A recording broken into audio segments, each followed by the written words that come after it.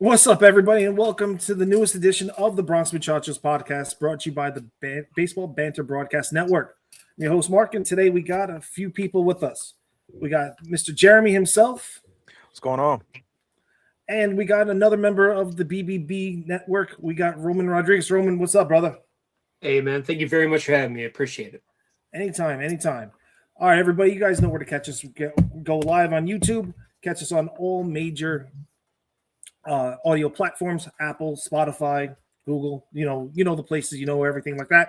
If you're watching us, please hit the likes button, subscribe button, so you can catch us every time we're on live. And for anything else that is coming on from this channel, because we got a lot of things coming this year in baseball in totality. So speaking of baseball and a lot of things coming, this was something that I was not expecting. Everyone knows the breaking news. Amai is with the Houston Astros. Now it's overall it's going to be a 3-year, close to $62 million deal. There are some escalators in that deal, which usually it's about 18 per plus another $3 million in incentives, which is going to be wild considering that it's also 3 1-year deals. So he can opt out after this year, can opt out after next year. And there's a lot of things going on, especially with what everyone believes 100% is that there's going to be a lockout after this coming baseball season. So, Roman, I'm going to throw it to you first. Tell me what your thoughts are on the fact that this basically came out of left field, because I had not heard that the Astros were connected to him at all. They didn't have any meetings with him. Nothing out of Japan saying that they were talking to him. Nothing from the United States. Like, this was cloak and dagger type of stuff. I tell you what, the longer that we got to the deadline, the more I felt like I was in last call at a bar, and Imai was trying to find someone who was decent and go home with. And that's kind of what it reminded me of, especially when you take a look at the deal. I think 2 things played a factor into this. Number one, his agent was Scott Boras. And Scott Boras, as you can take a look at his free agents notoriously throughout the years, so on and so forth, they always sign late. And more and more, he's been having a little bit of trouble with the Japanese players that he's representing and finding them a better deal for various different reasons. So I am shocked that Houston, but I know from the Rays perspective, for those of you who don't know me, I'm a huge Rays fan. Yes, I'm one of the 7 Rays fans. You're welcome. I've heard all the jokes. You're welcome. But getting back to it, so the Rays perspective, we were actually starting to talk about us still being in the mix for Imai. And that came from Orestes Estrada. Of course, he is a play-by-play guy for the Cebu Lions, where Imai played or pitched for. So he did have some inside baseball for that. Locally, he's like, yeah, don't disbelieve, don't be shocked. There are some offers that we actually have on the table for Imai. So, if there's not a better deal that comes across, we could have a situation in our hands like the Yoshi Shisugo type of deal, and also Akinori Irimura and Shinji Mori back in the day. So those were possible options. So as a Rays perspective, it was one of those things where I didn't think we had a shot per se, but it was one of those things where it's like the later it went, the bigger markets may not be as big in play as a team that can just give them 18 million, 20 million a year, like the Rays could have. We've shown in the past that we're willing to do that. See the Hee-Sung Kim deal.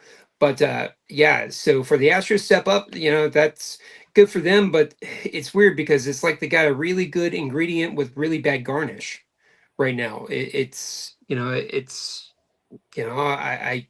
What direction are the Astros going in? Congratulations, guy Imai, but now what?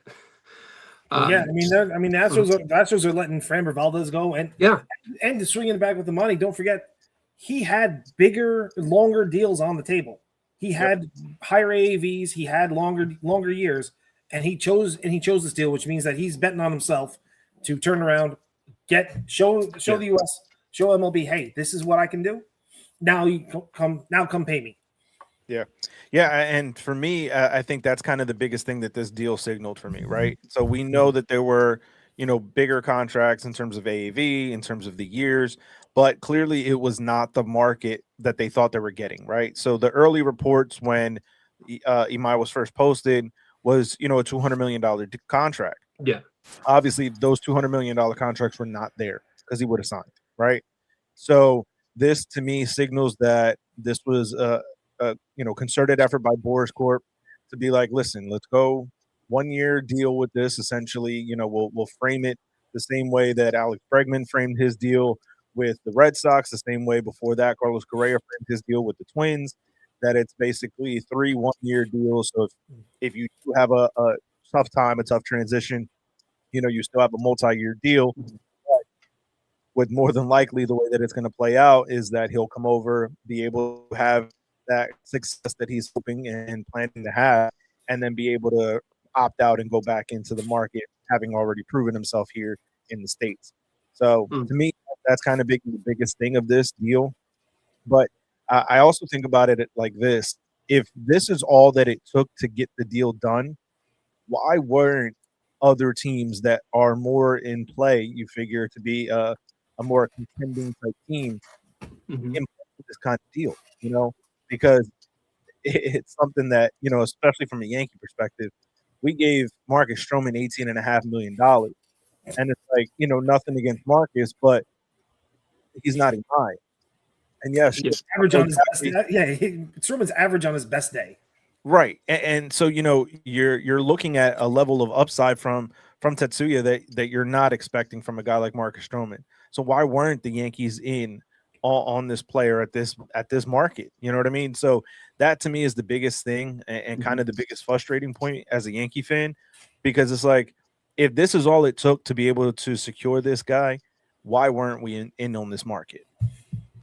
Well, that brings up another interesting point. Like, from your guys' perspective, just between the three of us, what red flags, if any, have you guys heard on Imai in terms of why he didn't sign or why there wasn't more of a push? Because I was trying to think, and I was trying to look through different videos. I was trying to look in different scouting reports, and there's nothing where I can really point to that hits that box of concern.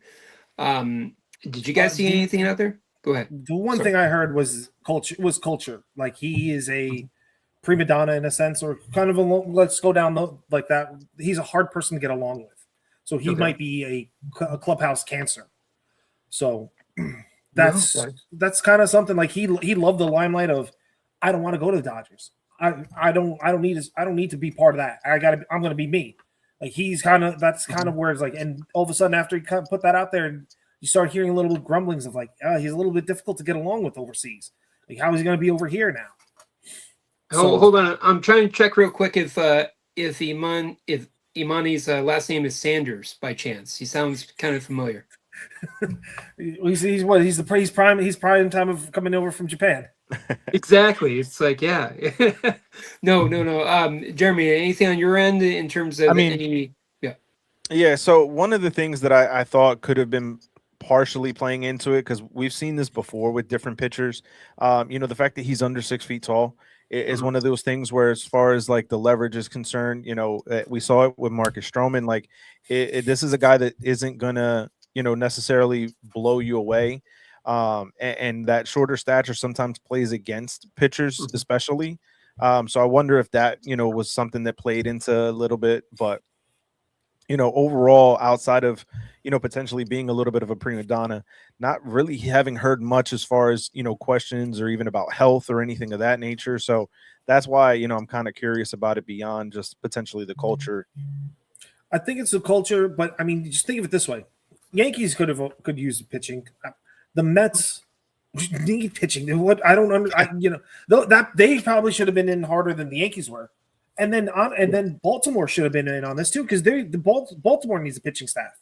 Yeah. So I'm very not concerned, but I was wondering, like, and going back, the possible other portion of this is the fact that the lockout's looming. So yeah, this is another that, like, I'm going to go ahead and kind of preference this for all that, and we're going to be talking about another free agent in a little bit, but this is going to be something that the numbers are going to be held hard. That the owners are going to come in to go, we don't know what's going to happen this time next year. Is there going to be a salary cap? Is there not going to be a salary cap? Is there going to be is the luxury tax going to be a harder luxury tax now than before. Like nobody knows what's going on. The unknown, the uncertainty is a real thing, and the fact that nobody knows, and you have a uncertain commodity coming over from Japan. Because look, Murakami was right before then, and and I know knew about most of us knew about Murakami for 2 years. Yeah. 2 years ago, he was hitting 50 jacks over in Japan, and he was the next big thing that's coming over here. And sure enough, he was tied to the Yankees. Oh, the Yankees are going to get him. He's going to be like Godzilla 2.0, smashing home runs and over right field. He's going to play first base, even though he can't play third. Boom, what does he do? Signs a 2-year deal with Chicago with the White Sox so he can build up his value. Yeah. This is another thing where they're building up his value. Like the top guys that came over from Japan and in like this big wave of Japanese players coming over, they all stay on the West Coast. Yep. Everyone else is kind of middling around, finding their way throughout the country, throughout the major league teams now. Yeah. But that's a great point. Yeah, those are solid points. But pretty much nowadays, especially with how we've been tied in with the NPB, almost every major league team has some sort of scout, some sort of representative in Japan and in the Asian markets, so they can be a good steward or a good ambassador, if you will, for their club. Whether it's Orestes Estrada for the Rays when they signed Yoshi Tsutsugo, he was really pivotal in helping bridge that gap. I know the Rays had Akinori Irimura's former translator. He's actually one of their scouts now for the NPB, so he does a lot of work in representing the club there. So in terms of that aspect of maybe the players not knowing per se, I do think that there's a pretty good introductory conversation that a lot of these clubs have, so it's not so much strange to see a representative from Cleveland, if you will, coming to Hiroshima and check out the Carp, or to the 15 teams that they have playing in Tokyo. I know there's not 15 teams. I'm exaggerating. I know. But yeah, so I mean, it's a situation where to backtrack it real quick, I'm trying to reflect. You bring up an interesting point. There has been a few Japanese players that have gone for pillow contracts to begin with. I know I keep on breaking Yoshi Tsutsugo, but he was another guy who the Rays came out of left field, no pun intended, and they signed him. He wasn't really even on the radar, and he signed him. And one of the reasons why he signed with the Rays is because we made the offer. We made the offer and other teams didn't. They weren't really certain. Now, that turned out horribly because it was on COVID. And the reason why I bring this up is that could be an Imai situation with the lockout. He gets started. Maybe he has kind of not a good season. For the Astros, he gets shelled in the Crawford boxes. Who knows? His off-speed stuff is flat. And then he rebounds. He resets the battery, and then we have the lockout. And then you don't see him until May or longer. So, I mean, it could be a situation where it could be 3 years lost, potentially. But I don't know, man. Gentlemen, what are your thoughts? Am I off to left field? Do you guys have any counter arguments with my thoughts on the scouting? No one wants to play in Cleveland. I'm kidding, Cleveland. We love you. Sometimes. Yeah. You go, Jeremy. You go first, bud. No, I was just going to say that, I think that we're seeing the stance, like you said, Mark, about the lockout, right? And the owners are kind of taking that hardline stance. Essentially, all we've heard from the Yankees is that they're holding firm on whatever their offer was to Bellinger. They're not budging on it, right? And that's kind of been why I feel like, we've seen the free agents sign in kind of these curious places, like Houston that wasn't in the mix, from Murakami with the White Sox that was not heard about until the last minute, and I think that it really is looming large, this impending lockout, because nobody's speaking about it as if it's going to get resolved before getting locked out, right? Nobody is talking about it as if there's, something that's going to work out and to play out in the benefit of us as fans, that there's not going to be a lockout. Everybody is dealing with this as this is happening. And I think that's what's looming large for these free agents. I mean, you're talking we're here now, January 2nd, and none of the top free agents that were going into this offseason outside of Kyle Schwarber, which everybody and their mom knew he was going back to Philly. But outside of that, none of the rest have signed. Tucker's still out there, Bellinger's out there, Bregman's out there. I mean, you have essentially all the top guys, Framber Valdez, Ranger Suarez. Nobody's even hearing anything about them, right? There's nothing in the rumor mill as far as where they could potentially land.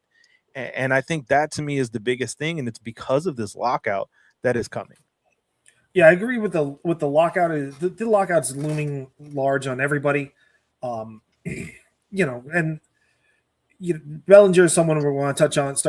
We'll switch into in next, but this is going to remind this offseason. I think is going to remind me of the Machado and Harper offseason of when going into 2018, going into 19, I think it was, where they were the best two guys on the market. And it took them to the first week of spring training to get not just like contracts, but they were $300 million contracts. They both got. Machado got 300 and Harper got 330.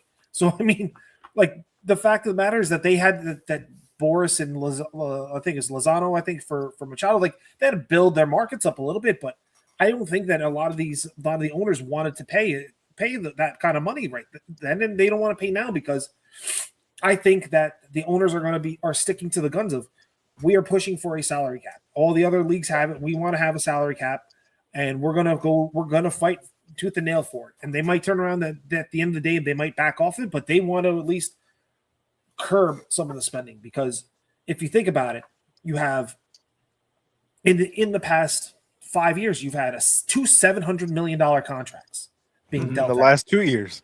Just 2 years. That's the last 2 years in a row. You've had pitchers going 36 million, and then short term you got them going over 40 million. You had Aaron Judge making 40 million a year. You got all these different contracts that are coming out there that the prices are going higher and higher and higher and higher. They want to do something to start curtailing the spending again. And you don't want to say collusion, but most likely there is collusion. They just are smarter about it than years past when they were actually putting emails out talking about what they were doing. So they're not doing that this time around, but everyone knows it. Okay, well, how crazy is that? You have a Kyle Schwarber deal, 5 for what, 150.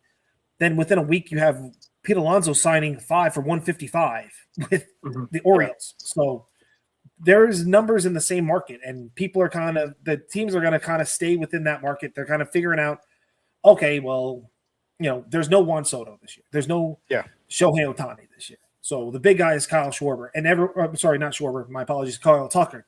And everyone's already knocking Kyle Tucker like, oh, he's not the dude. And does he really want to be there? It doesn't sound like he really likes baseball and wants to be the kind of main guy that's going to be worth $400 million, possibly $500 million. Because after the Soto deal, I thought everyone was talking that Kyle Tucker was going to be shooting at least 500, 4 to 500. Now he's looking at maybe he's better. Who knows if he touches 3 at this point. Yeah. And what I find really interesting about it is in terms of Kyle Tucker's market, right?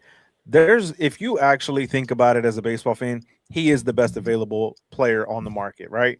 But obviously, Cody Bellinger having Scott Boras as an agent, he's going to downplay that, right? So you're almost looking at Kyle Tucker as a fallback option, even though he's the better player to Cody Bellinger because of Boras and because of Cody's versatility, and I know we're going to touch more on Cody in a minute, but when it comes to Tucker, obviously going into this offseason, he was the top guy, right? By all baseball pundits, he's the guy. And yet, everybody is finding a reason to knock him as a player and as being the number one guy of this market. And I think that it does go back to, the last 2 off seasons. We've had 2 $700 million contracts given out. The beginning of last year, the Blue Jays negotiated an extension with Vlad for $500 million, right? So everybody's seeing that, the top guy is getting super top dollar. And then from there, everything kind of trickles out, right? And I think that part of what was expected, at least to me, by the way Boras does and deals with everything, is that he was trying to soup up the value for a guy like Bellinger and Bregman by kind of downplaying the market of Kyle Tucker so that he could get his client closer to that market.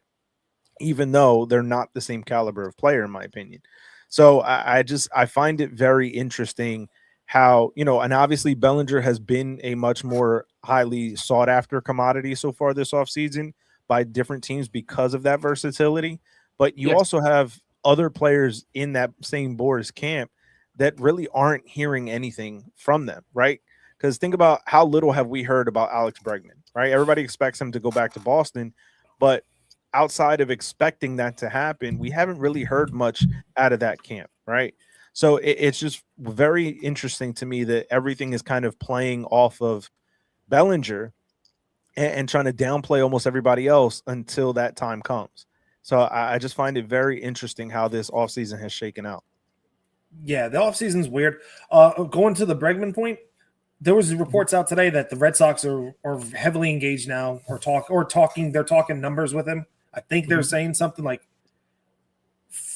4 years at like 150, 160 or something like that. They're gonna give him a high AAV on short years on a short period of time. So with that said, let's talk about Bellinger for a quick minute here. Because it's been also reported that the Yankees gave him a solid contract, a actual contract offer. I'm hearing something that's going to be a higher AAV, like 38 million AAV, but for like 4 years. So I think what Bellinger wants, or Boris, I should say, he's looking 6 to 7. Mm-hmm. I think the Yankees want to give him 4. I think they're option for 5, maybe. I think that could work, but if they start going extra years, then the AAV is coming down. Yeah, I think that's what's got to happen. But I think Boris will try to do what he can. But I think the Yankees have been very firm with what they want from Bellinger, because I think they've seen, weird enough, where the Yankees are being cost conscious right now. But I think they've also seen the problems that they've come up with: a DJ LeMahieu, a Josh Donaldson. For all intents and purposes, what's going on with Giancarlo Stanton right now, where his contract is quote unquote the albatross around their neck because they can't do much with a with $20 million. That's they could easily do things with, but we're not going down that road. I know Roman, as a Rays fan, is really crying millions for us right now. Oh, jeez. Oh, yeah. I tell you what, but no, getting on the Bellinger kick.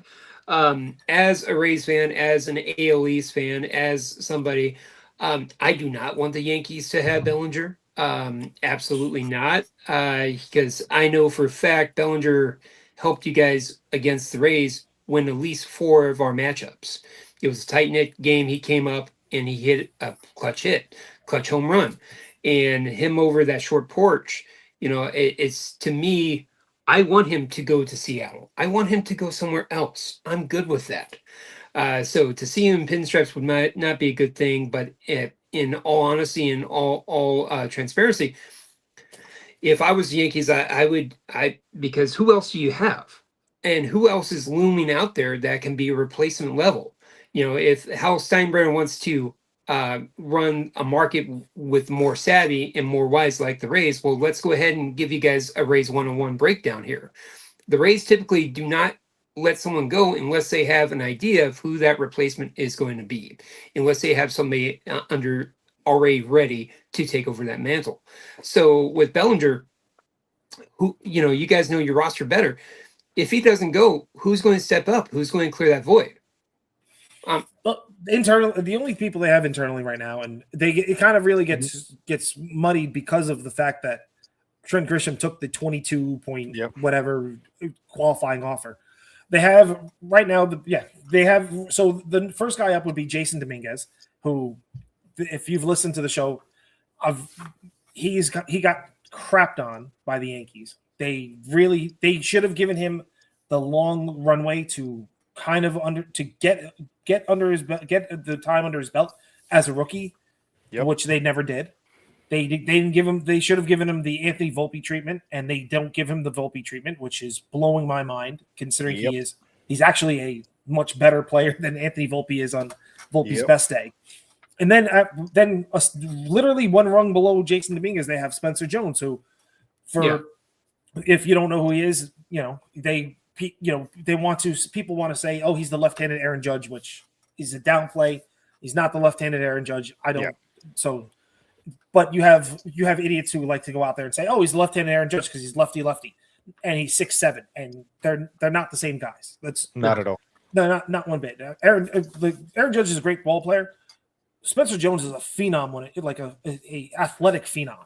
Yeah. At that size, it's wild what this guy can do.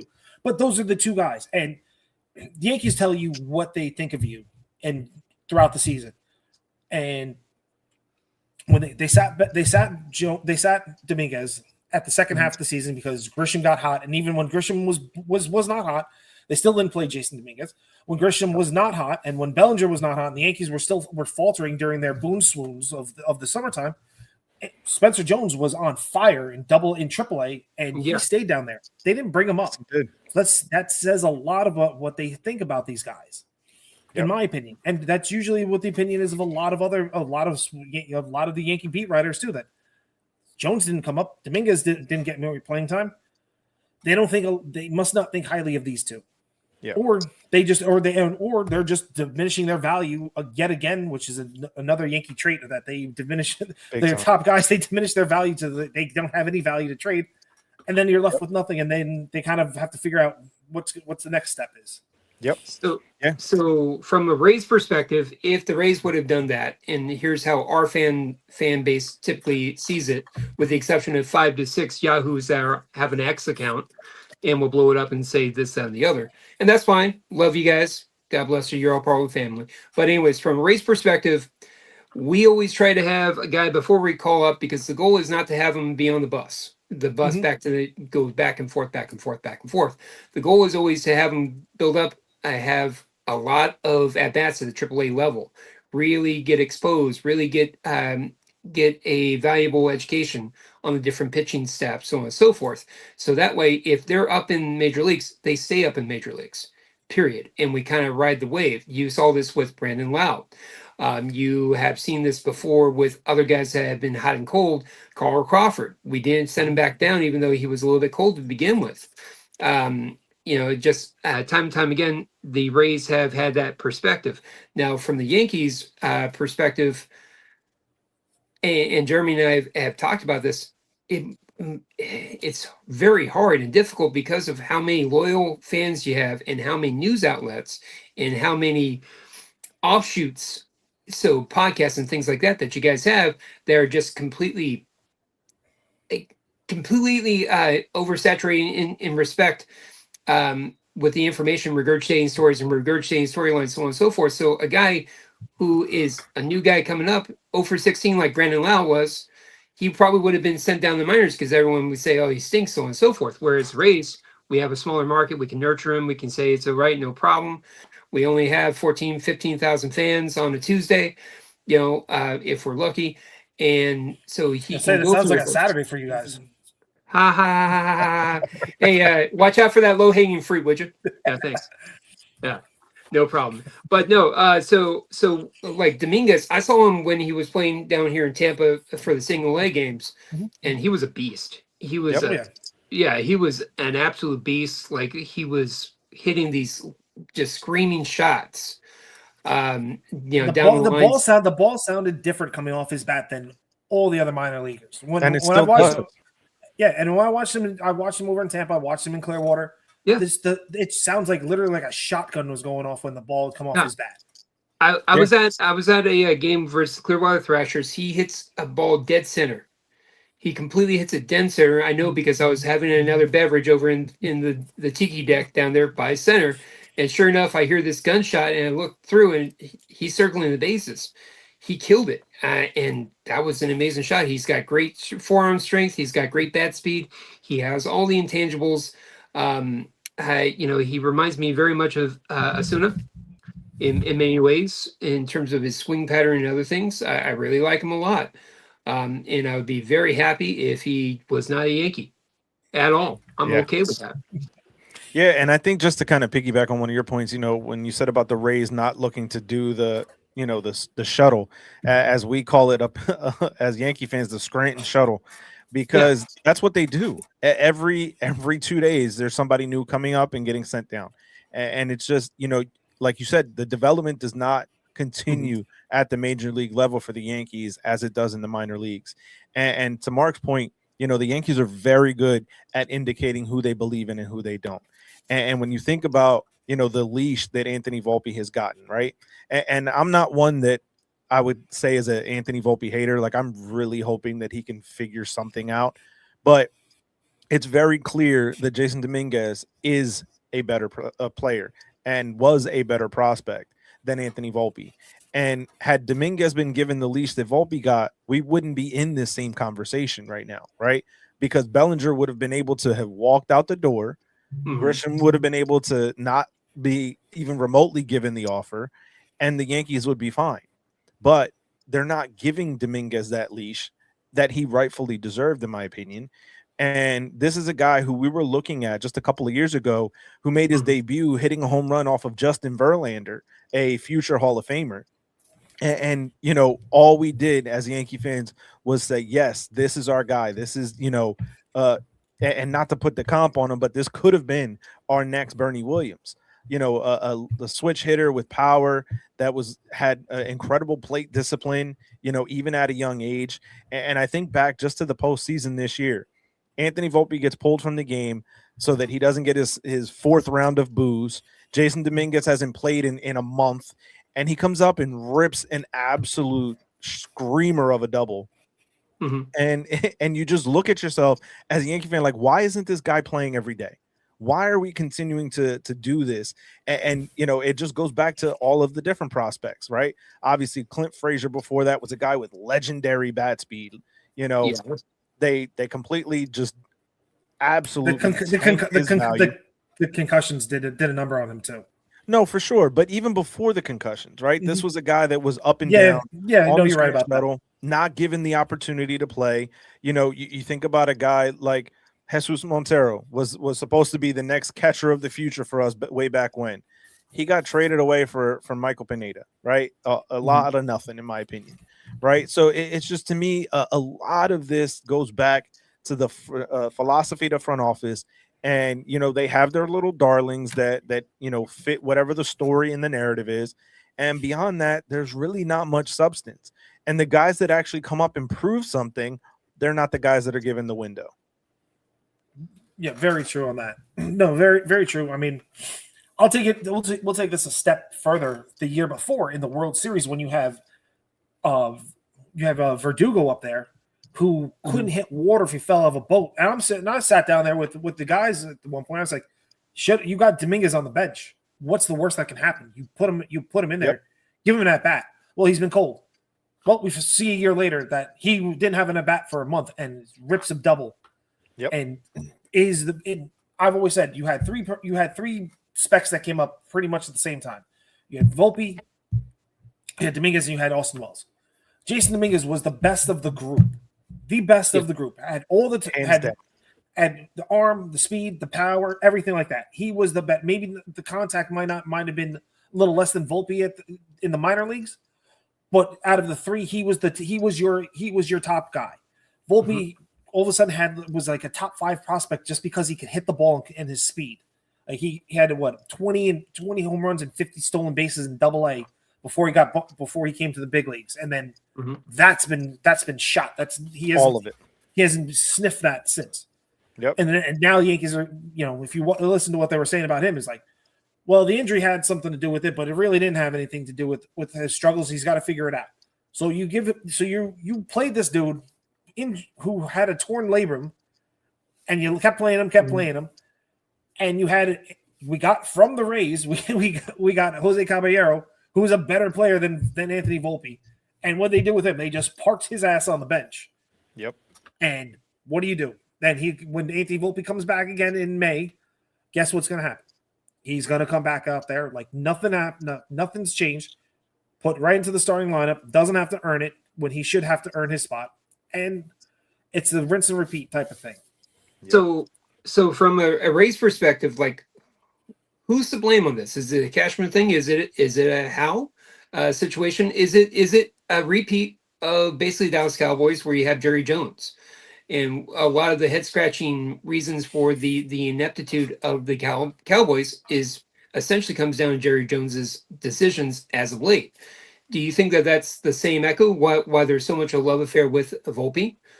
Is that because the upper leadership really has a Jones for him, or what? The upper leadership does. It's been Yeah. Okay. I've seen this throughout Yankee Twitter. I know upper management, like from management on up, that is their dude, that is their darling. Nothing. There is no like the shine is coming off of him a little bit now, but there is nothing he can't do. Like he does no. He's elite. He's this. He's that. He's the other. He's going to be the shortstop until someone else comes around. George Lombard Jr. makes his appearance, and even at that point, they're not even going to put him at shortstop. They'll probably stick him at third base or second base. Yeah. Second base, which is where Anthony Volpe should be, to be honest with you, Yep. because 29 other teams don't see him as a shortstop. The only ones that see him is the Yankees. Yeah. Well, Yeah. I think there's. Yeah, go ahead, Jay. Sorry, man. No, I was going to say that I think there's enough blame to go around. Mhm. So it's not even so much, in the Cowboys situation. He's the owner. Jerry Jones is the owner, but he's also the GM, right? Here we have a problem with the owner. We have a problem with the GM. We have a problem with the manager. We have a problem with there's plenty of blame to go around when it comes to our situation right now in the Bronx. Yeah, the owner, Hal Steinberg gets the blame for like not finishing the job on a lot of things. Like he'll get Juan Soto, but then doesn't take the next step of getting the next step to solidify. Like, hey, got Juan Soto. Let's now make sure that we are going full bore to win this World Series. Like not like, oh, we're just gonna make this one deal. Oh, we're gonna get Garrett Cole.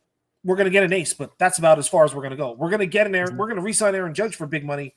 But we need a starting pitcher and we need a third baseman. We can't get both. You can't get both, Brian. You got to pick one or the other. Like he'll make sure like you get just enough, and then we'll figure it out from there. And then Brian Cashman kind of letting this thing roll downhill a little bit. Brian Cashman will put this lineup together. Oh, we're two right-handed like 4 years ago. Would send a lineup of 8 out of 9 guys right-handed. Now he's like, oh well, now we're two left-handed now. Okay, well you're the one you're the one making trades for a Ryan McMahon, who's left-handed. Yep. You're the one who's making trades for Jazz Chisholm, left-handed. Cody Bellinger, left-handed. Trent Grisham, left-handed. Pulling up Brendan Rice, left-handed. Like, Austin Wells, left-handed.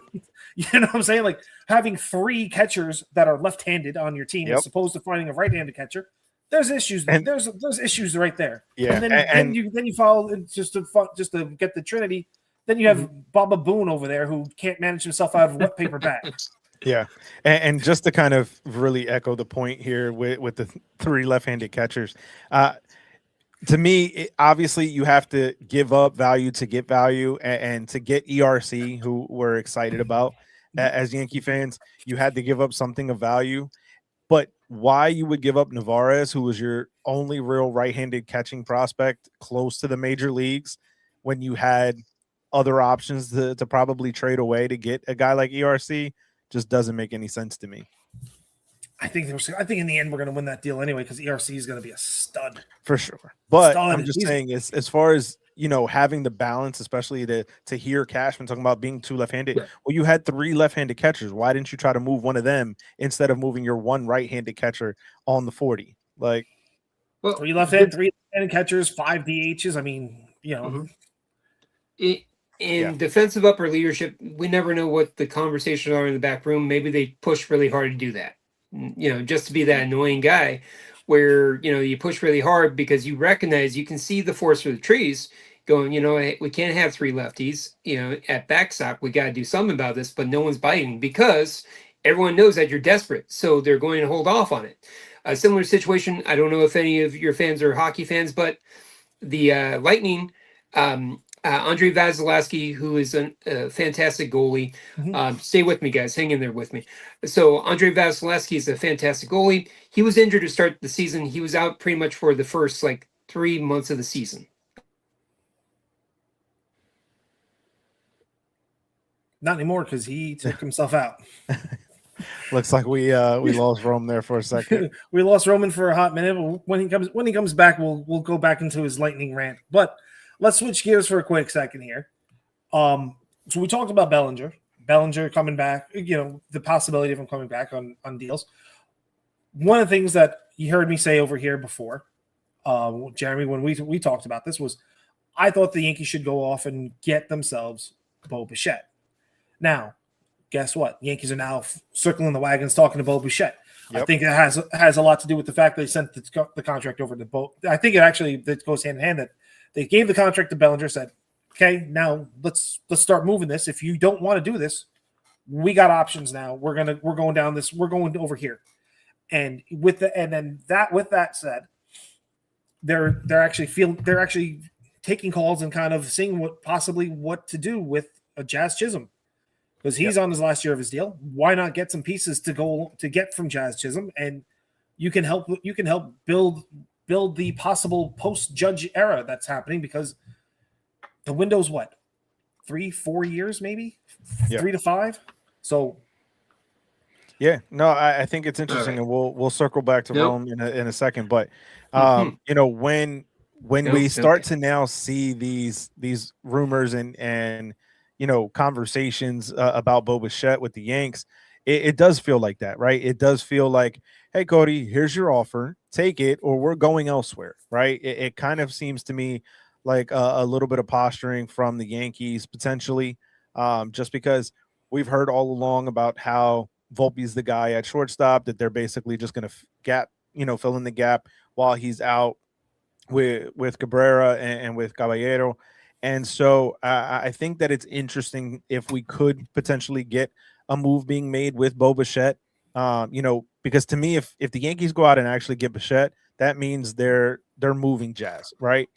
And 100% have to move Jazz. Yeah, and I think that if you go out and you move Jazz, then that gives the window and the lane for having a Bo Bichette and a Volpe on the same roster. So I think that it'll be really interesting to see how everything kind of shakes out. Boys, see, I had such a valuable point that they took me off the air. They just didn't like the my perspective. What can I say? But so what did I miss? Any interesting points on that? I know you're talking about Chaz and other people, so please catch me up. I'm sorry. No problem. Yeah, we're just talking how Yankees. Yeah. We mentioned that the Yankees gave Bellinger an actual contract. It's kind of like a contract with a little catch, like, hey, listen, start moving, because we're also now talking to Bo Bichette, and Bo Bichette was someone I would say I've said on the show before, said, hey, I think that the Yankees should go for him and get Bo Bichette. His defense is not good, but it's better than what we saw last year in Anthony Volpe. But you take the intangibles of what he does offensively as a contact hitter, as someone who can move runners across, and smart baseball when it comes to offensively. I'll take that all day long. And the best part about Bo Bichette is that you can live with him at third base. At shortstop for the season. You can deal with that there. To have Anthony Volpe send him. I don't care where you send him to be honest with you. I jettison him and give me a bag of donuts for that at that point. But in the future, Bo Bichette has said, I'll move to second base. And that opens up a lot of options for you. So, because I was reflecting on the whole Volpe situation, because when he first came up, he was good. He was good, and to see where he's at, because I know at least 2 games he really did help out the Rays when the Rays were playing the Yankees. He made some pivotal errors, which I'm okay with. Like, you want to keep on putting him out there. Hey, I survived the Derek Jeter shortstop for like 12 plus years. So whenever I saw him in your starting lineup in short, I was very happy. I'm like, yes, please don't put him in the outfield. No, put him in short. Yeah, please do. Please do. That's beautiful. Yes. And of course, Derek Jeter would go the opposite field with some clutch hit down the right field line, and then win you guys the ball game. So there you go. I wished it, and it came true. But with Volpe, I think maybe because that little first glimpse of stardom, if you will, it was like an addictive drug to you guys, because I don't know, because just seeing the errors that he's having, he's getting the Derek Jeter treatment without being Derek Jeter. That's why I said that. Yeah. And he was getting this from the word go. Like, he was getting it from the jump, because the Yankees turned around and they didn't even sniff on a Corey Seager. They didn't go near a Carlos Correa. They didn't want to go near any shortstop because, we got this kid. And this kid wasn't the dude back in the minor leagues. Like he was an offensive powerhouse. Like all of a sudden he gets to the big leagues, and year one he's batting I think it was 207 he batted. 2020, cool.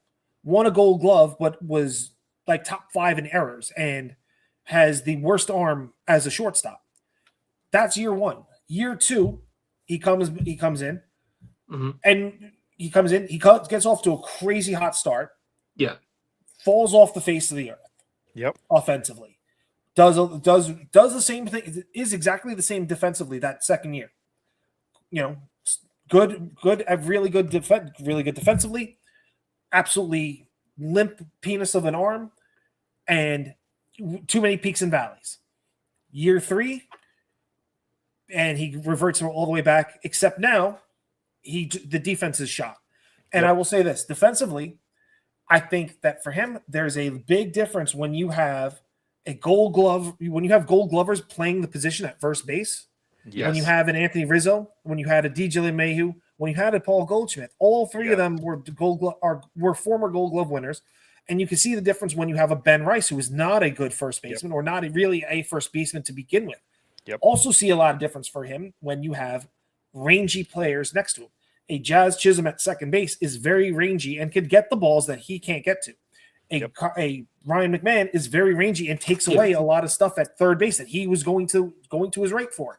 And Jazz was doing that when Jazz came over, they stuck him at third base. He was doing the same thing. So I think kind of limiting the exposure of Anthony Volpe at shortstop makes him a better player. But he is not. But overall, I don't think that being on the left side of the infield is where he should be. He should be the second baseman because I think that's if the bat ever comes back and he hits 20, 25, 25, whatever the case may be. And not mind you, as a fan, I don't want him to do that. I think he should be worried about hitting 260 to 275 with a higher on base and getting 40 bags, 50 bags, and worry about that and get 15 and go for 15 dingers. Give me that Even all less. day long. Give me that all day long.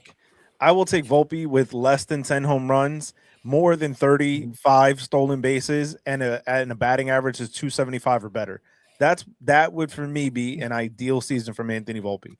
I don't want to see him trying to hit home runs, right? This reminds me, and not the greatest of comp, but when Gleyber Torres had that 38 home run season, and then from every year after that, all he did was try to hit home runs. And clearly was not a home run hitter, still is not a home run hitter, and was absolutely atrocious defensively. And I think that, the injury could have played a little bit more into Volpe's defensive ability, his lapses of that this year. But, as Mark eloquently put it, his arm is nothing. There's no arm there. And moving him to second base, and I've said this a couple of times, but to me, moving him to second base gives him the opportunity to be able to slow down. And I think that he rushes because he knows he does not have the arm strength to be able to make those deep throws at shortstop. So then he's sitting here double clutching, trying to overthrow. And that's when every single throw goes haywire for him. But if you move him to second base, it gives him a little bit more time to slow things down defensively and be able to make more accurate throws, because you're already going to have a tough time with Ben Rice as the first baseman anyway. So you might as well put him in a position where he's going to at least have a little bit more time to try to make an accurate throw. But here's the thing that my concern is, from an outside perspective, is why do that if you're hitting 220? If you're hitting 220, why move? And he's not a very good defender. Why keep the guy? From the Rays perspective, we have Taylor Walls as our shortstop, and on a good day maybe we'll hit 190 if we're lucky. 196. I think he has a career 205 average. Love you, Taylor. Keep going. But he is a phenomenal shortstop. Great arm. He has great range. All this fun jazz. So you're willing to deal with that headache because he is able to provide it another way. You saw this again with Kevin Kiermaier, who hit 220, but he was a phenomenal center fielder. So you're willing to deal with the ineptitude of that. Carlos Pena is another guy. He was never going to be a 400 hitter, but by George, he'll hit you 40 bombs, strike out 270 times, but he'll hit you 40 bombs and have Gold Glove first base. So Yeah. as a race perspective, you're willing to hang in there with these guys and really understand that, okay, they're not really there for their bat, but they're there for their fielding. Now, just putting myself in your guys' shoes, is he a good clubhouse guy? I mean, when you guys are starting to talk about Jose Caballero like he's the savior, that's my problem with you guys. No. I'm not saying we're not saying he's the savior, but when you have someone who is so when you're being told at the end of the season that the injury was more significant than what we originally thought. And if it's that significant, and you saw, and we have watched the entire season to watch this kid nosedive, all right. And at some point, you're going to have to say, you need a couple days off. There is no reason why you should be playing every single day. There's no reason why, if there's somebody who's a healthy body and can command the position and can do certain things for you, there's no reason why he should not have been playing. Mm-hmm. That's what I'm saying. And everyone knew at some point that back in May when he said, "Oh, I heard my shoulder pop," there was going to be a problem. Yeah. So when you start off at that level, and you get and the whole idea is that you were playing Anthony Volpe the entire time because Oswald Peraza, who there was another. We'll go back and talk about many of the Yankees that the Yankees have screwed over and kind of let die on the vine. He's another one of those guys because they never really gave him the opportunity when he should have been the starting shortstop over Anthony Volpe. To be honest with you, because he came up and actually played, batted .300, did defensively phenomenal stops over there. Had the arm for the position. Everything could do it all. They wanted Volpe. They were going to push Volpe no matter what. Peraza got an injury, and then no matter what happened, they'd bring him up, sit him on the bench, don't play him, give him one at bat, boom, send him back down to Scranton, do this again in another month, and another month, and another month, and kill this dude's confidence. As I digress, go back to where we were with Jose Caballero. Caballero was not injured. Jose Caballero can make the plays. He has a stronger arm. Yeah. So why do we put somebody who is injured? So why at this point also we're now going to the playoffs. Anthony Volpe's had days off. He's come back. He's playing here and there. And on the way to the playoffs, he has one good game. Game 1 against the Red Sox. Yeah. After that game, he was striking out at a clip of 75%. Yep. Okay. Yeah. Just your face alone. If you know someone's striking out this much, and you're going to sit down at one point, you're going to sit a Jazz Chisholm, and you're going to sit a Ryan McMahon because they're left-handed. They don't want to go send these guys up against a lefty pitcher, but you're not going to sit Anthony Volpe, who then you're seeing strike out time and time again, only to sit him out his final at bats because he doesn't get booed. When you could have put a Jose Caballero in there, possibly things could have changed. Possibly could have been you could have had defensive changes over that he could have done, offensive changes, things like that. I'm not saying he's the savior, but I am saying that this past season he could have been a difference maker where Anthony Volpe could not have been the difference maker. Yep. Mm-hmm.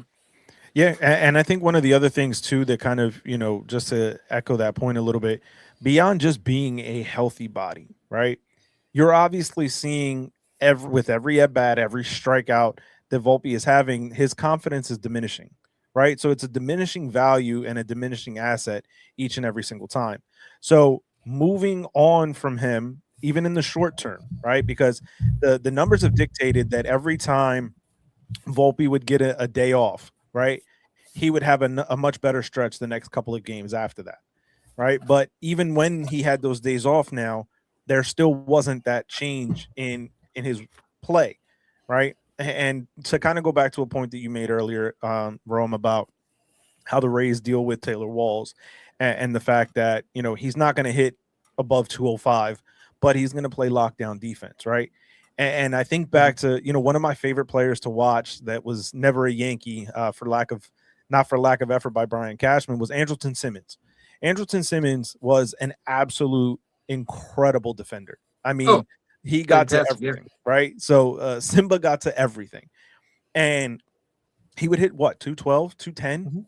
But you tolerated it because you knew he was going to get to everything at the position.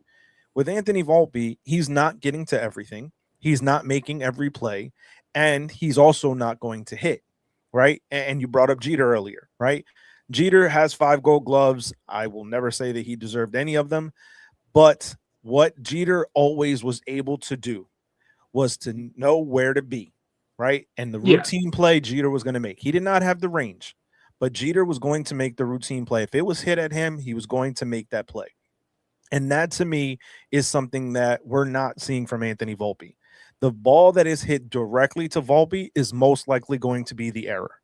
And that to me is one of the things that it really is frustrating to watch, the leash that they've given him and the run that they've allowed him to have, when guys who are significantly better talents, as we spoke about with Jason Dominguez earlier, aren't given that run.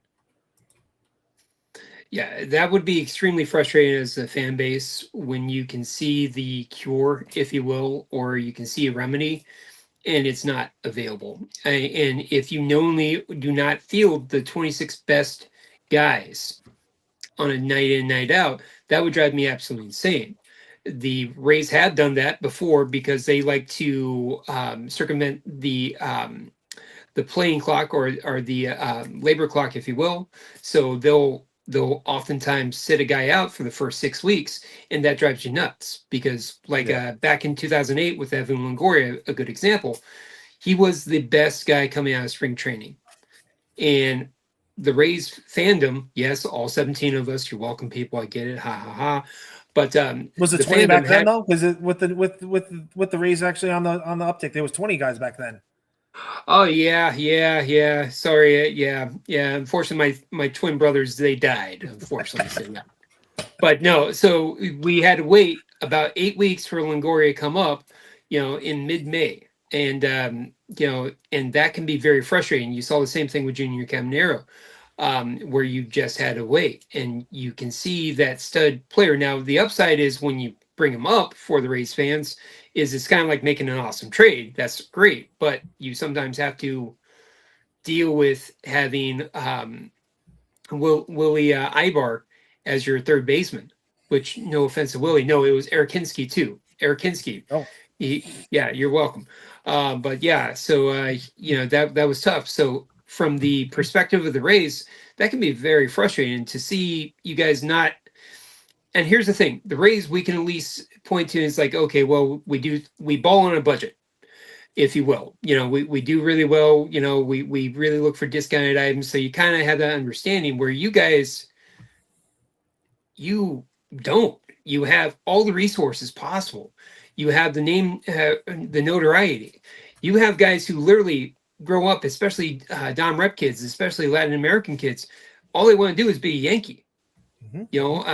So you guys have all that going for you, and yet you are still struggling to stay relative with guys, with pretty much every team in the AL East. You can make a case for them winning it, even the Rays, with their pitching, so on and so forth. Yes, I know, ha ha ha, everyone get out of their system, we're good. But yeah, so when you have that coming up, it would be extremely frustrating as a fan base for the Yankees. I mean, it really would. Like, it would drive me absolutely insane because you can see the answers there, and you can see situations like, why don't we just spend, why don't we pick up Trey Turner? Why don't we pick up the contract of this guy? Why don't we do that? Things that are not feasible for lower market teams, where it's like, oh boy, we can't invest $8 million on this guy. What if he doesn't turn out? Or you guys like, it's all right. Yeah, it's okay. Yeah, I mean, shout out to Dave. Bougie on a budget. That's what the Yankees try to be. I don't even think they're trying to be. I don't even think they're trying to be bougie anymore. They're just trying to stay on a budget. So we're talking before about how who's to blame for everything like this. This is strictly a Hal Steinbrenner portion of it. This is a Hal Steinbrenner problem because he runs the team on a spreadsheet. You were saying before, as a Rays fan, as you should know that Stu Sternberg, very big on the spreadsheets, knew what he was doing, traded the guy the year before as opposed to the year after, things like that. But he stuck to the budget and didn't matter what it was. Guy got to X. Yeah. Boom, he's out of here. Don't care who he is. Don't care about the loyalty. I always joke around saying, like, it's tough to have a Rays jersey and whatnot when on the back of the jersey you're writing front office as opposed to the player's name on there. So, but Hal's trying to do that right now. Yeah. Except Hal also understands that he has a brand name that he has and a marquee name that he has to kind of fulfill. So, he has shareholders he has to answer to, which is always his big thing. He's got $100 million that he's got to give every year to the city of New York for the bonds that they took out to pay for the stadium that they built. Mm-hmm. So he's got, he'll come up with all these excuses and say, we don't need a $300 million payroll to feasibly move on and move forward. So he's always there to turn around and say, I'm down for this as we're thinking for the lockout coming up. He's all for this salary cap type of thing. But Hal's the type of guy also who's like, I don't want to spend this amount of money. Because if you think about it, look at everything that he's gone on, right? Where I've said before, he didn't finish the job. He's taking you to the finish line, but he does not cross the finish line. You make the Juan Soto trade, great. Then what do you do with Yamamoto? You're offering $25 million less than everybody else and go, no, we're good with that. If you want to be if you want to make this step forward, you said, this is a World Series type of year. Boom, you push that in. Yeah. That's what you should have done. Same with Juan Soto. Okay, we're at $750 million. They're there with the Mets. Literally, boom, boom, boom, boom, boom, boom, going up the ranks. And you go, well, we don't want the high AV, so we're gonna give an extra year so that the money comes down some. But you already see that everyone's going where the money is going. So you're going to turn around and undercut it. Like it's not a biz. It's not, like I said, Hal is not a fan.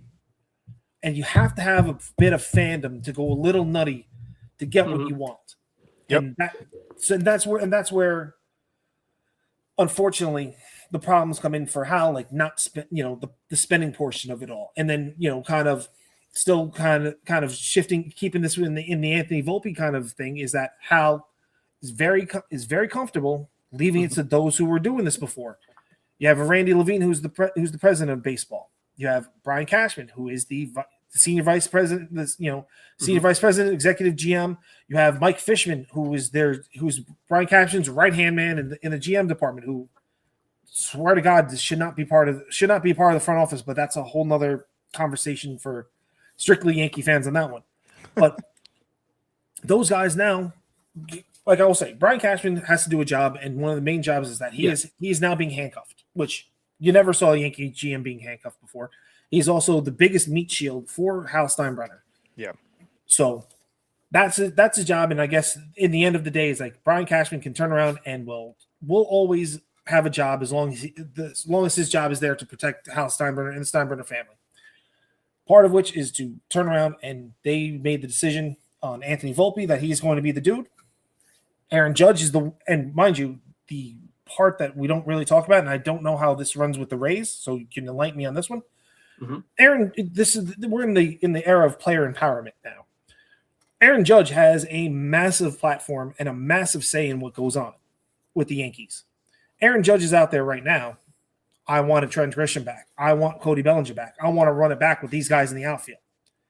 He didn't say that when it came to Juan Soto. Yep. Wasn't out there talking about, I want to run it back with the dude that can make me unanimous MVP, that put us in the world, that he and I went to the World Series together, batting 2-3. Dude, that someone who I don't have to carry the entire team on my shoulders by myself. I got this dude who's an offensive savant that could send us there too. Didn't say any of that stuff. Wasn't there for that. Yeah. Was rocking for Trent Grisham. Is rocking for Cody Bellinger. Who I like Cody Bellinger, but he ain't Juan Soto. Yep. Trent Grisham is nowhere shouldn't even be mentioned in the same category as Cody Bellinger, let alone a Juan Soto. You know what I'm saying? No, Trent Grisham, though, to give you credit, like he was very annoying, at least this year, for the Rays' perspective, because he was. You guys had a guy a couple years back. He was from Arizona. I want to say his last name was Young in your center field. I could be wrong, but he was a former Arizona Diamondback. He was just, yes, thank you very much. He was very annoying. And Grisham reminds me very much of him with how annoying he was. So if you didn't have Grisham, I would have been okay with that last year. I don't know if he has regression this year, i.e. like 100% he will. I hope so. I really do. Well, I'm don't rooting forget for it. he was faltering towards the end of like Yep. August. He was already. Yeah, he was one of the, starting in August. Yeah. I think he was one of the 13 home runs that you guys hit against this one game. And it was one of those little things where you just opposite field, just made contact and it went over that joke of a beautiful, beautiful George Steinbrenner field.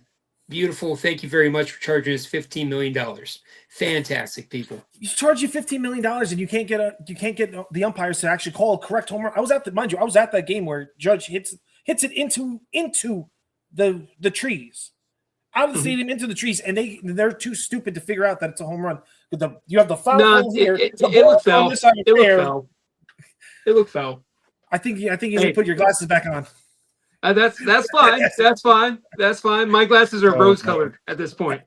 All right, I got rose colored glasses. Okay, I thought they'd be race colored glasses. All right. Yeah, you know what? At least you don't have a guy reaching over to get the home run. Okay, and then it was called a homer. Just saying. We all make mistakes. Listen, there will be no Jeffrey Mayer disparaging on this here podcast. Listen, there's no instant replays back then. You can't change that. Oh my heavens! Oh boy, poor Tony Tarasco losing his stuff. Tony, if nowadays there's got to be someone CGIing right now with Tony Tarasco doing the pointing thing, and then you have Moises Alou with a Bartman. Man, like have them dance. Like that would be great. Just like slam dancing. That's what it looks like. It would be fantastic. But no, Slam Dancing brought to you by the Bronx, by the Baseball Banter Broadcast Network. Yeah, there you go. Yeah, absolutely. But no, getting back to it in terms of just the management, in terms of how you guys are setting up. I mean, I'm putting myself in your shoes. I mean, it would be very frustrating because in one way you guys are all in, but in other ways you guys are kind of in. Like you're almost like have a zero entry pool, if you will, where you're not diving right in. You're kind of wading yourself in. That would be very frustrating. Now, of course, I hope that you guys lose. I hope you guys fail. I'm good with that. Nothing personal. It's just I want the Rays to win. I want the Rays to win a lot. So I wish everyone the best on that one, just not during the race season, No, I think, kind of just to echo Mark's point here, Hal Steinbrenner isn't the one that's pushing to get the job done, right? But that's his job. That's his role. His responsibility is to be like, hey, what do we need to get over the top here, right? And I've mentioned this before, and I think it's really important to mention it again, that I think the goalpost has changed, right? The end zone has changed for this franchise, but it hasn't changed for the fans, right? For the fans, it's World Series or bust. We grew up under the boss where it was World Series or bust. We grew up with Derek Jeter as captain where it was World Series or bust.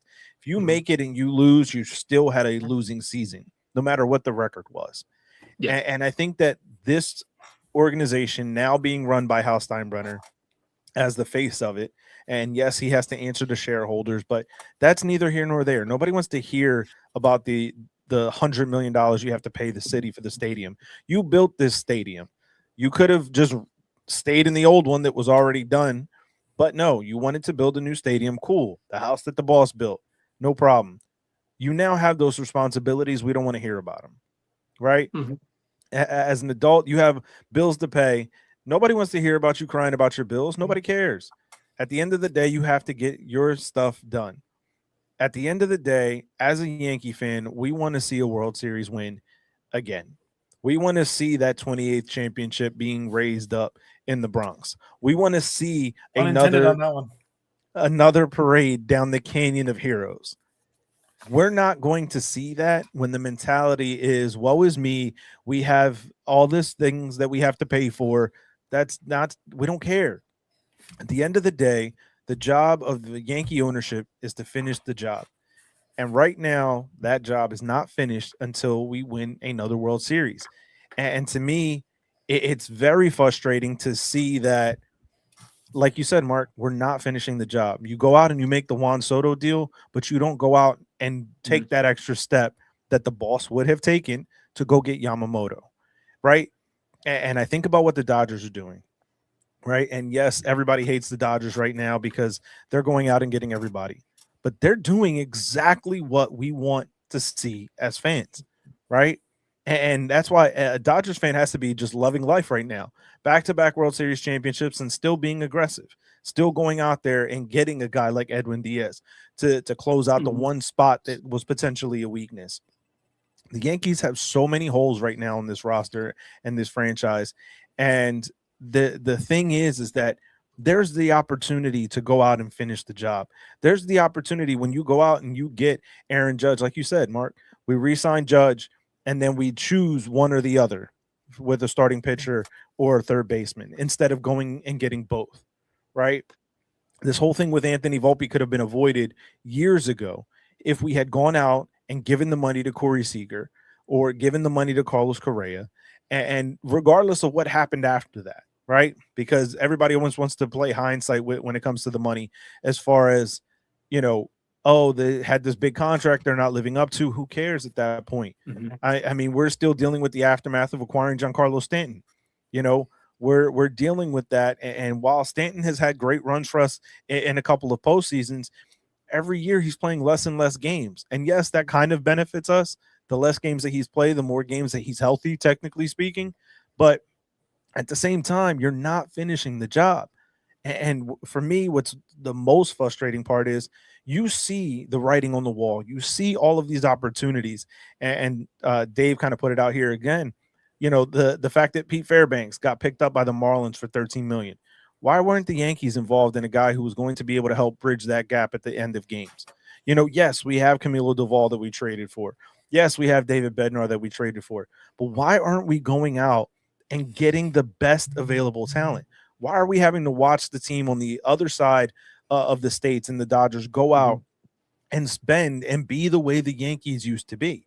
You know, it's obviously the biggest knock on the Yankees was when the boss was running things, they just went out and bought championships. They went out and bought the best free agents. That's what the Dodgers are doing now, and they're doing it successfully. So it's like, why are we not reverting back to our ways when we were at our strongest? Why are we not going back to being the villain of baseball? You know, because it used to be that the Yankees were the most hated team in baseball, right? Now it's the Dodgers for doing the same thing the Yankees used to do, but they're doing it better now. And for me, that's the biggest thing. I feel like when the Yankees are at their best is when they're the villains of baseball, and they need to get back to that. So a couple things.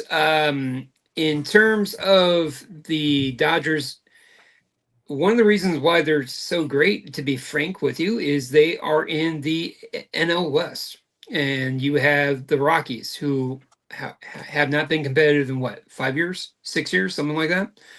Seriously competitive. You have the Diamondbacks, who seem to be having an identity crisis. You have the Giants, who are a little bit better than the Diamondbacks. And they're kind of pushing maybe for that tier level. They're kind of like the Rays, where they might Forrest Gump their way into a playoff. Maybe they won't. Who knows? And then you have the Padres, who are kind of like your Red Sox, if you will, to find a classic comparison. So the Dodgers, they're essentially from Jump Street prepping for the postseason in March, because they essentially, even if they have a subpar, they're still strong enough and they still have enough pieces to really make a good run in the playoffs.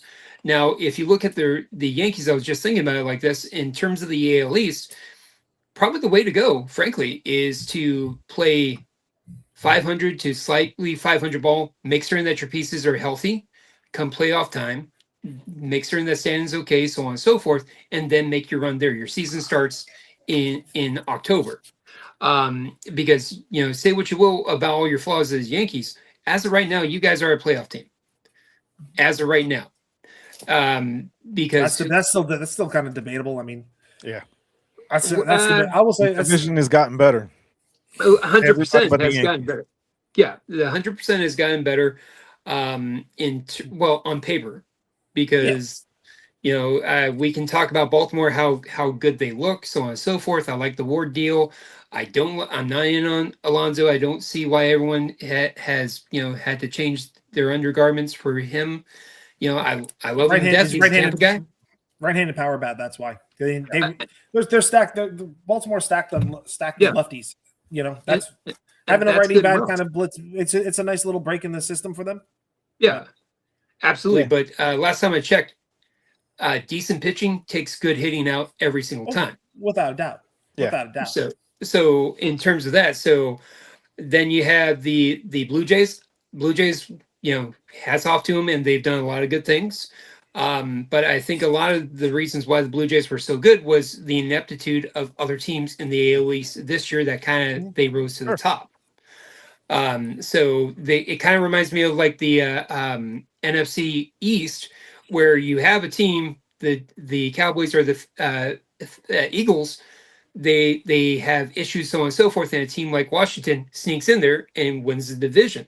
Not necessarily because they're the better team, just because the other teams were screwing around, and like the tortoise and the hare, dicking around, and then before you know it, the tortoise wins because they were playing games. And in my opinion, that's kind of what transpired to get the Blue Jays, for better or worse, to the playoffs. Now, if they win it this year, obviously I'll eat crow and say, I'm sorry, I didn't see this one coming. High five to you.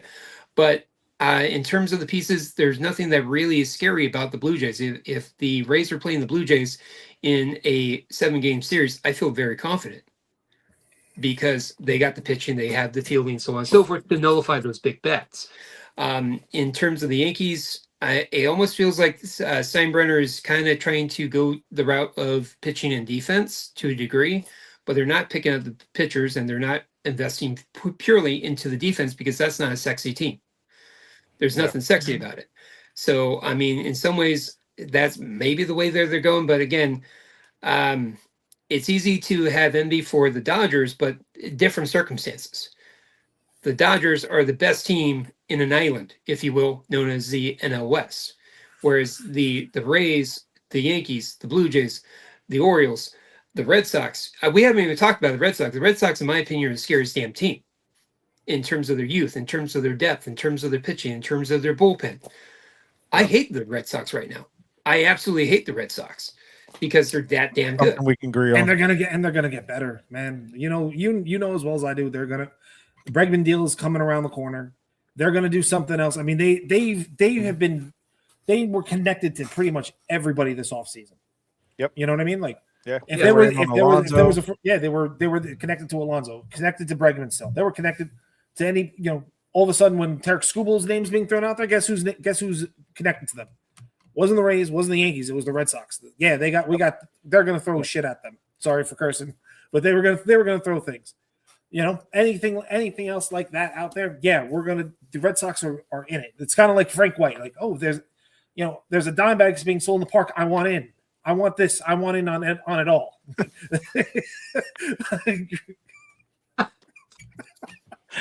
Oh man. Oh boy. Hey, what were you doing, hon? I was on a podcast. Well, can my son listen to your podcast? No.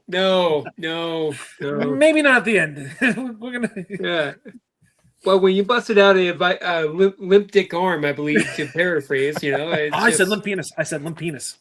Okay, I apologize. I was going with, poor Richard, who's limping. Poor guy, He's Dickie Vaughn. God bless him, Anyways. I try to keep it PG for that one, man. Now you just went down a whole nother rabbit hole there. Man. Pretty much. Well, it's good to know that even around a bunch of people watching, even in New York, you have trouble rising to the occasion. Well, our shortstop definitely does. Yeah. Oh man.